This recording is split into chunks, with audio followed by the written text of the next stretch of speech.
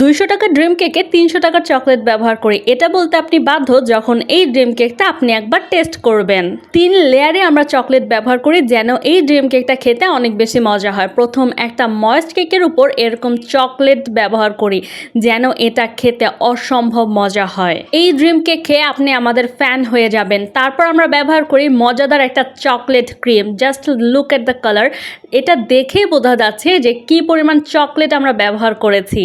এই 200 টাকা ড্রিম কেকটা মজাদার হতে বাধ্য। আমি জাস্ট স্পিচলেস যে এই ড্রিম কেকটা কি পরিমাণে মজা, এবং এই ড্রিম কেকের রিভিউ আলহামদুলিল্লাহ অনেক অনেক ভালো। এরপর আবার দেখছেন আমি কিন্তু আবার চকলেট দিয়ে দিচ্ছি, আর চকলেট কিন্তু 200 টাকা অনুযায়ী একদম কম অল্প কিপটা আমি করে দিচ্ছি না, একদম পারফেক্টলি ভরে ভরে দিচ্ছি যেন খেতে অসম্ভব মজা লাগে।